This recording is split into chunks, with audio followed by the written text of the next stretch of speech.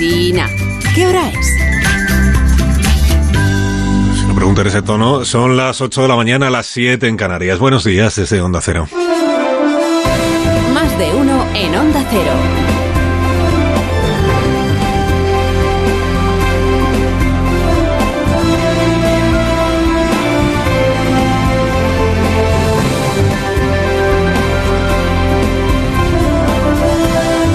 ¿Qué tal? ¿Cómo están? Bienvenidos a una nueva mañana de radio. Ya estamos en el mitad del mes de noviembre, día 15 del año 2022. Se va acabando el año.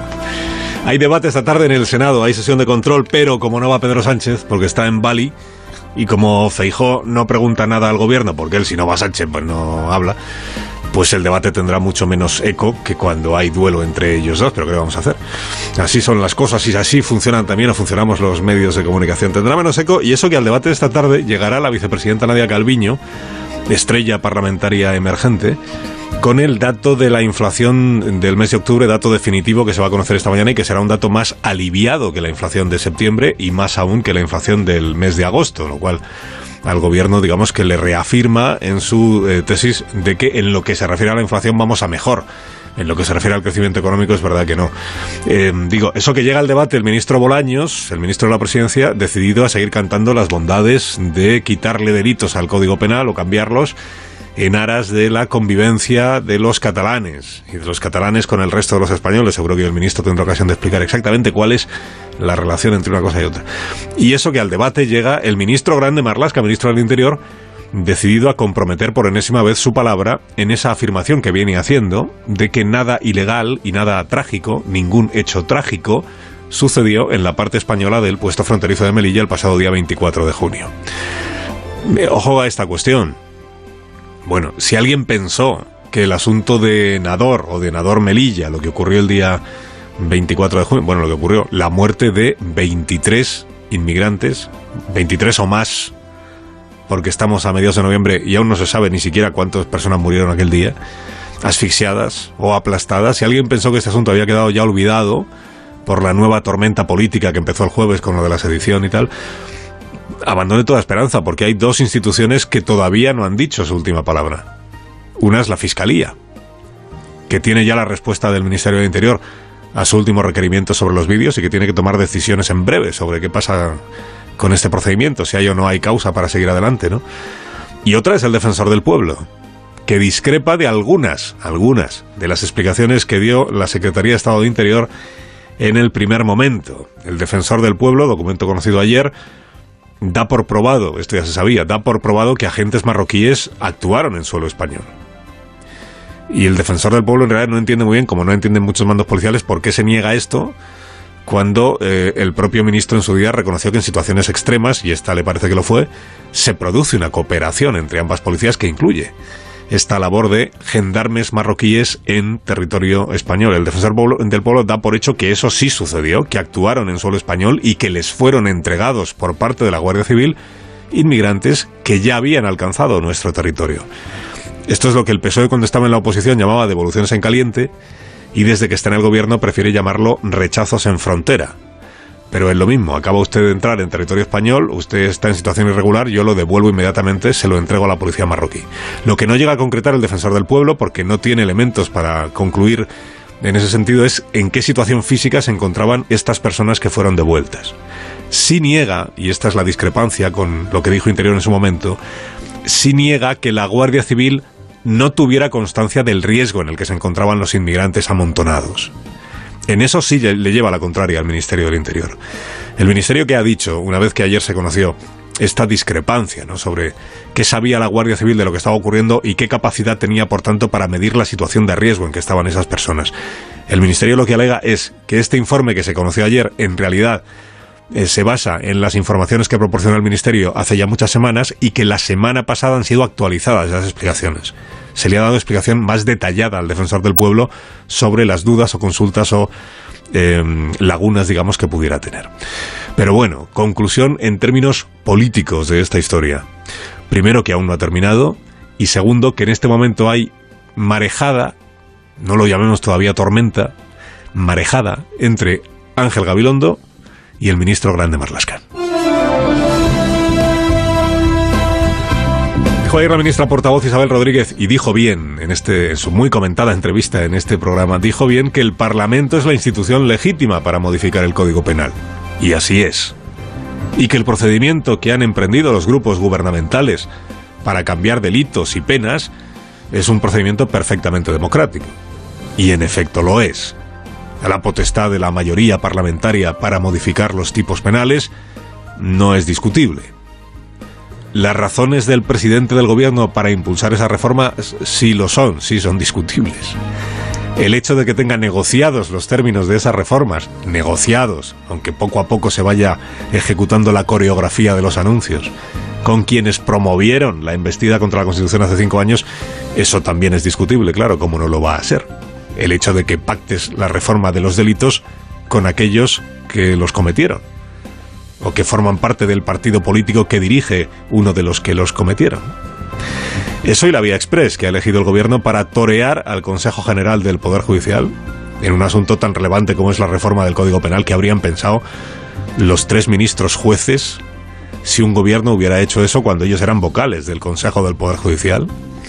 Digo eso, la vía exprés, y también la ristra de medias verdades, amnesias premeditadas, falsedades notorias, con que ha construido ese argumentario que les cuesta defender, como no les va a costar, a ministros y a ministras que se han ido enterando de los planes una vez decididos y sin que nadie les haya pedido criterio. A Patxi López le pregunté hace aquí justo una semana, martes de la semana pasada, ¿a qué las prisas para reformar ahora el Código Penal?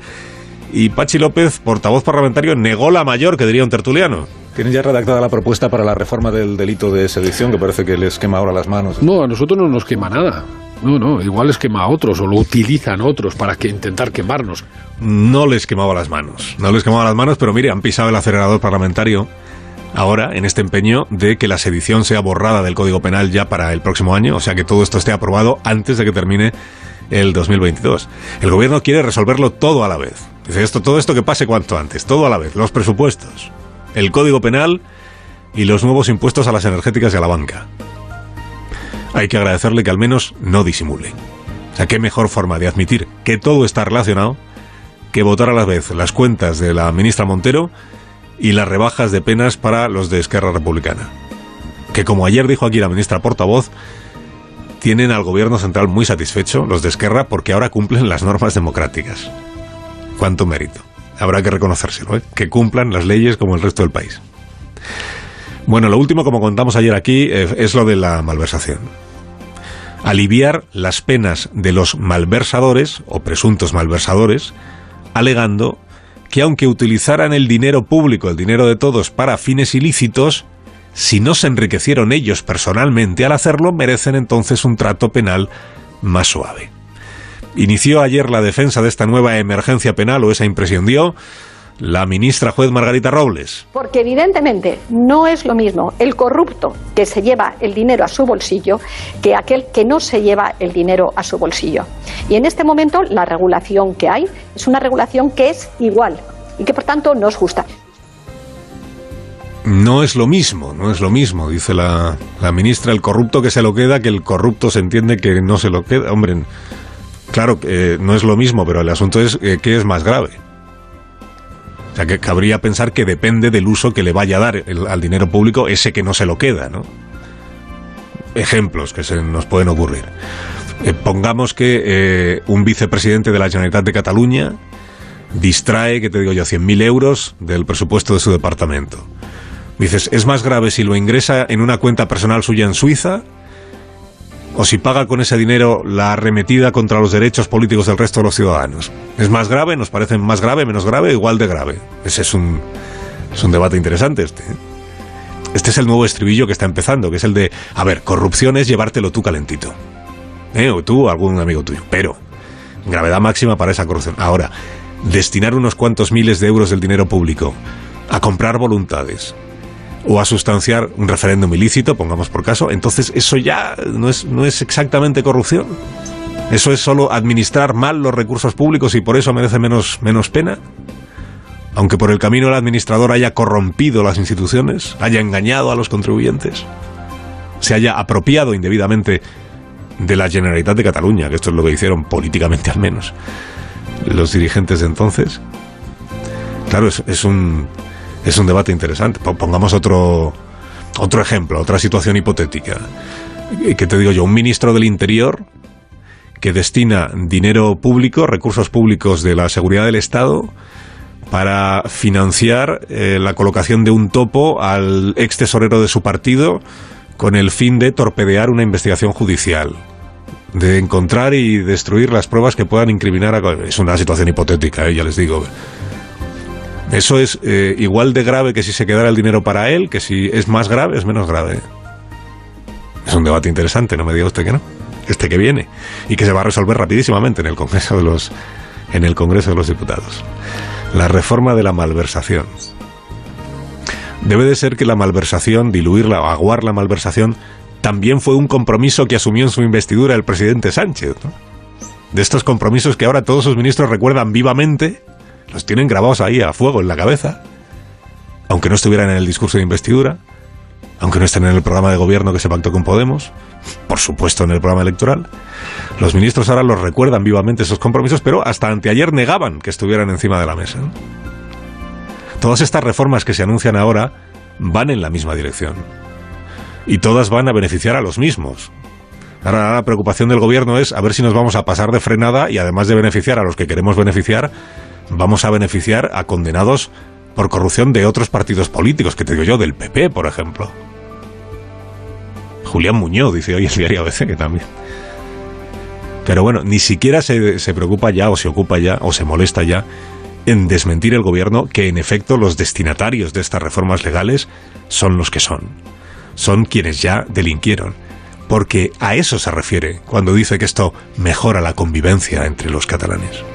A que los beneficiados son quienes ya delinquieron y quienes están pendientes de juicio, por ejemplo, como contábamos ayer.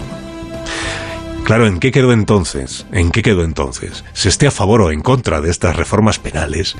¿En qué quedó aquel alegato de la ministra de Justicia, desaparecida en combate estos días, contra las reformas del Código Penal diseñadas a la medida de casos y de personas concretas? Ministra Llop, ¿en qué quedó? Cualquier reforma de calado que afecta al sistema penal debe hacerse alejados de casos concretos, de coyunturas, y hacerlo intentando recabar los mayores consensos posibles.